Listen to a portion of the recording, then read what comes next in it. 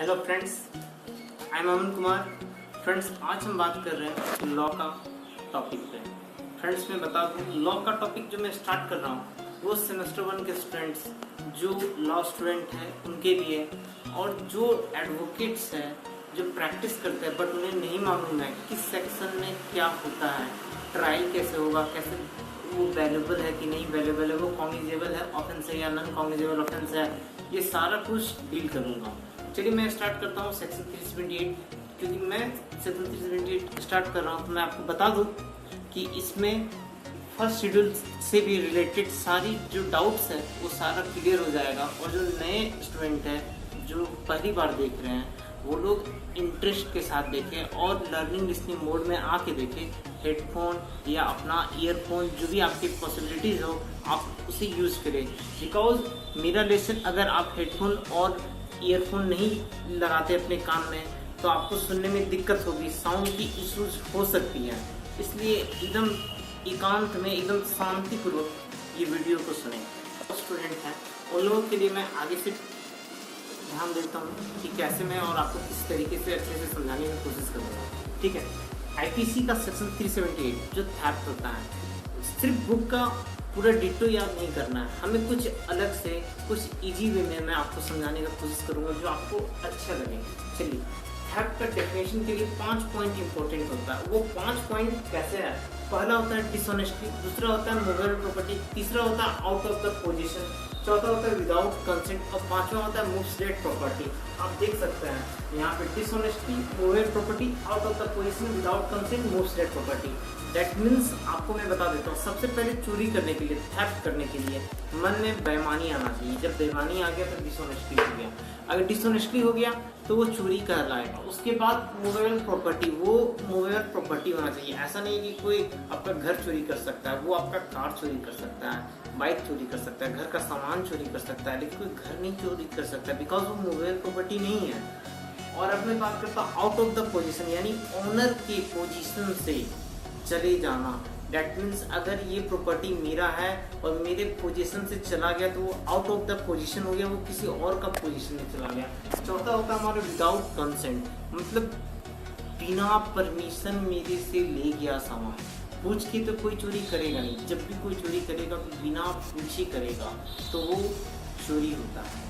उसके बाद पांचवा कि वहाँ से मूव कर लेना प्रॉपर्टी को। जब तक अगर हम मूव नहीं करते, अभी तक हम सिर्फ सुन रहे हैं कि चोरी करेगा चोरी करेगा चोरी करेगा, last moves dead property, property को हम लोग मूव कर दिया। देखिए अब इस 5 पॉइंट से हम लोग कैसे पूरा डेफिनेशन पे गए हैं। 378 का theft, whoever intending to take dishonestly। सबसे पहले जो कोई भी डिसऑनेस्टली लाएगा, मन में जब तक डिसऑनेस्टली नहीं आएगा तब तक चोरी नहीं करेगा। एनी मूवेबल प्रॉपर्टी, कोई भी movable property out of the position, किसी का अधिकार से, ओनर का अधिकार से, किसका अधिकार से, जिसका प्रॉपर्टी है उसका अधिकार से चला जाना। Any person without that persons consent, यानी कोई भी पर्सन बिना उस ओनर का कंसेंट से मूव करता है प्रॉपर्टी को, यानी मूव्स दैट प्रॉपर्टी, तो in order to such taking is said to commit theft. तो इसको हम लोग थेफ्ट करते हैं। बस ये 5 पॉइंट को एकदम इजी वे में आपको मैं बताया हूँ, पूरा बुक का डेफिनेशन है। अगर आप चाहे तो इसको और भी इजी बना सकते हैं। Direct whoever intended to take dishonestly without, आपका सिंपल सा बात है, immovable property out of the position, without consent, moves that property is said commit to theft. ये भी हम लोग बोल सकते हैं। आप अपने एग्जाम में जब भी फेस करोगे तो आपको बता दें, हमेशा क्वेश्चन में लिखता है राइट इन ऑन वर्ड्स, तो आप बुक का भी वर्ड्स लिख सकते हैं, ऑन वर्ड्स भी लिख सकते हैं, जो आपको इजी लगे। ये हमारा सेक्शन 378 था। अब हम बात करेंगे सेक्शन 379। सेक्शन 379 हमारा punishment for theft, that means punishment for theft का थेफ्ट इन आउटसाइड, घर के बाहर कोई चोरी कर रहा है, जैसे बाइक खड़ा है बाइक लेके चला गया, कार खड़ा है कार लेके चला गया, तो ये पनिशमेंट इसका होगा 3 years with fine with both. आपका इसमें सेक्शन 379 में पनिशमेंट 3 years का होता है, जो कि फाइन और दोनों भी मिलता है। कभी कभी ऐसा होता है कि 3 साल का जेल, इम्प्रिजमेंट, डेथ मीन्स और आपको फाइन भी अलग से लगेगा। और यहाँ पे आप देखिएगा ये कॉग्निजेबल ऑफेंस है और ये नॉन वेलेबल है और any magistrate trial in any magistrate, second class magistrate भी ट्रायल कर सकते हैं, फर्स्ट क्लास भी मजिस्ट्रेट ट्रायल कर सकते हैं। आपकी जुरिस्डिक्शन में, आपकी कोर्ट में कौन से जस्टिस है, डेट मीन्स कौन से जुडिशियल मजिस्ट्रेट है, डिपेंड करता है उनपे कि वो कौन सा ट्रायल करते हैं। कोई भी मजिस्ट्रेट इसमें ट्रायल कर सकते हैं।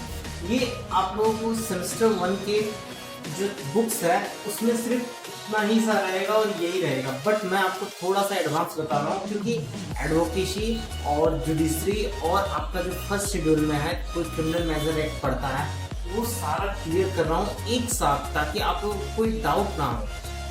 देखिए जो सेक्शन 379 है, थेफ्ट इन आउटसाइड या पनिशमेंट फॉर थेफ्ट होता है, उसमें कभी कभी आपके साथ ऐसा हो जाता है कि कहीं लड़ाई झगड़ा हो रहा है, कोई आपसी अनबन से किसी से चाहता नहीं, थोड़ा सा मतभेद हुआ, बट वो सेक्शन 379 का लगा के केस फाइल कर लेता है। उसमें वो बोल देता है कि उसने मेरा गला से चेन छीन लिया, हाथ से घड़ी छीन लिया, एनीथिंग कुछ भी लिख देता है। तो वो वैसा ऑफेंस जब कोर्ट के पास आता है तो कोर्ट समझती है कि कुछ लोग इस रियल में घटना घटती है और कहीं बनाया जाता है, इसलिए सेक्शन 379 में आजकल बेल इजली मिल जाता है। पहले बेल मिलने में काफी दिक्कतें होती थी क्योंकि पहले उस टाइप का क्राइम नहीं होता था जो आपको झूठ मूठ का ज्यादा फंसाया जाए, बट आजकल ये सब ऑफेंस बढ़ रहे हैं, इसलिए अब इसको 379 में बेल मिल जाता है। अब हम बात करते हैं सेक्शन 380 जो थेफ्ट इन ड्वेलिंग हाउस है। दैट मीन्स कि जो इंसान, जहाँ पे कोई भी इंसान रह रहा है, जिसका छत हो,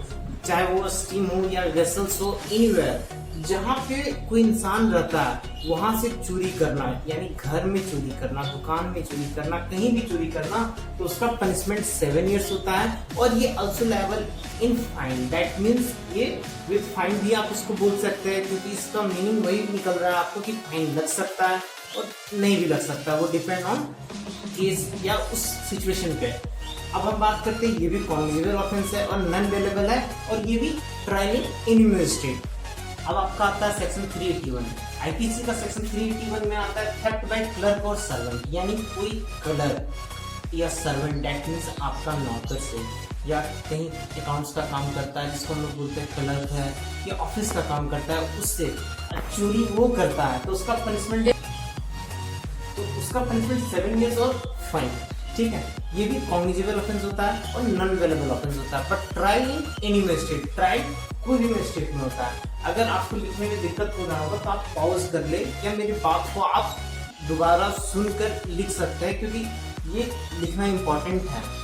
आप कहीं भी प्रैक्टिस करते हैं तो आपको ये जानना इम्पोर्टेंट होता है कि क्या पनिशमेंट है, क्या वो ऑफेंस है, कॉग्निजेबल ऑफेंस है, नॉन कॉग्निजेबल ऑफेंस है, वो नॉन वेलेबल है या वेलेबल है, उनका ट्रायल कहाँ चलेगा, कौन सा मजिस्ट्रेट में चलेगा, फर्स्ट क्लास मजिस्ट्रेट में चलेगा, सेकंड क्लास मजिस्ट्रेट में चलेगा, सीजीएम में चलेगा या जज में चलेगा, कहाँ पे होगा, ये सारा कुछ इम्पोर्टेंट होता है। इस सेक्शन 382 हमारा theft after preparation made for causing death और हर्ट। दैट मीन्स कि अगर कोई चोरी करता है प्रिपरेशन करके, यानी प्लानिंग करके कि भाई हमको किसी को जान से मारना पड़े या डेथ हो, हर्ट या रेस्टोरेंट कुछ भी हो, लेकिन हमको चोरी करना है, वैसा कोई प्लानिंग करके चोरी करता है तो उसका पनिशमेंट होता है 10 years फाइन और विद बोथ या आल्सो लायबल भी, जो आप बोल सकते हैं उसको सेम है। और कॉग्निजेबल ऑफेंस होता है और ये आपका नॉन वेलेबल है और ये फर्स्ट क्लास मजिस्ट्रेट में ही ट्रायल होता है। ये सब 10 years का पनिशमेंट होगा। अब मैं आपको बता देता हूँ सेक्शन 383 जो एक्सटॉर्शन है और रॉबरी है, डकैती है, ये सब सारा जो 390, 391 जितना भी है सब कुछ डिस्कस करूंगा नेक्स्ट सेशन में। बट मैं अभी आपको ये बताना चाहता हूँ कि हमारा कॉन्टेक्ट नंबर डिस्क्रिप्शन में है। अगर आपको मेरे इस क्लास में कोई डाउट है, कोई टॉपिक्स पे नहीं समझ में आया हो तो आप मुझसे कांटेक्ट कर सकते हैं, या कोई भी केस रिलेटेड आप मुझसे कॉल करके इंक्वायरी कर सकते हैं। ऐसे भी मैं धनबाद कोर्ट में प्रैक्टिस करता हूँ, तो आप लोग अगर कोई धनबाद से हैं तो केस रिलेटेड कोई भी इंक्वायरी हो या कुछ भी समझना हो तो वो मेरे ऑफिस में, मेरे चैम्बर में विजिट कर सकते हैं, नो डाउट।